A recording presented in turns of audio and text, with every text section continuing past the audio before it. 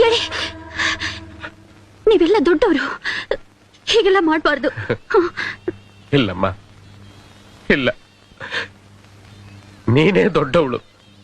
ನೀನು ಮುಂದೆ ನಾವು ತುಂಬಾ ತುಂಬಾ ಚಿಕ್ಕವರು ಕಣಮ್ಮ, ತುಂಬಾ ಚಿಕ್ಕವರು. ಅಮ್ಮ, ಜ್ಯೋತಿ, ನಾವು ತಪ್ಪು ಮಾಡ್ಬಿಟ್ಟು ಅಮ್ಮ, ನಮ್ಮನ್ನ ಕ್ಷಮಿಸ್ಬಿಡಮ್ಮ, ಕ್ಷಮಿಸ್ಬಿಡು. ರಾಜಣ್ಣ,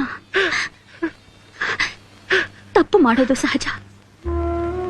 ಅದನ್ನ ತಿದ್ದುಕೊಂಡು ಬಾಳೋನೆ ನಿಜವಾದ ಮನುಷ್ಯ. ಇನ್ಮೇಲಾದ್ರೂ ಮತ್ತೆ ಎಡುವುದು ಹಾಗೆ ಚೆನ್ನಾಗಿ ಬಾಳಿ. ಈ ಮನೆ ಹೆಣ್ಮಗಳಾಗಿ ನಾನ್ ನಿಮ್ ಹತ್ರ ಬೇಡ್ಕೊಳ್ಳೋದಿಷ್ಟೇ, ಯಾವತ್ತು ಏನಂತವರು ಹೊಟ್ಟೆ ತುಂಬಾ ತಿಂದು ನಗನಗ್ತಾ ಸಂತೋಷವಾಗಿರ್ಬೇಕು.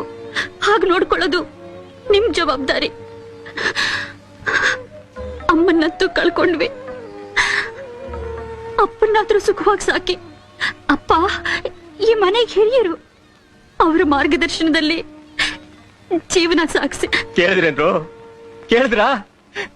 ಎಂತ ಮುತ್ತಿನಂತ ಮಾತು ಹೇಳಿದ್ಲು.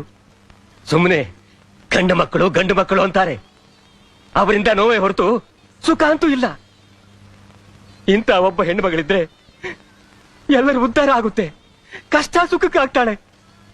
ಅಪ್ಪ ಅಮ್ಮ ಸತ್ತಾಗ 4 ತೊಟ್ಟು ಕಣ್ಣೀರು ಹಾಕ್ತಾಳೆ. ಅಮ್ಮ, ಜ್ಯೋತಿ, ನೀನು ನನ್ನ ಮಗಳಲ್ಲಮ್ಮ, ನನ್ನ ಹೆತ್ತ ತಾಯಿನಮ್ಮ, ನನ್ನ ಹೆತ್ತ ತಾಯಿ.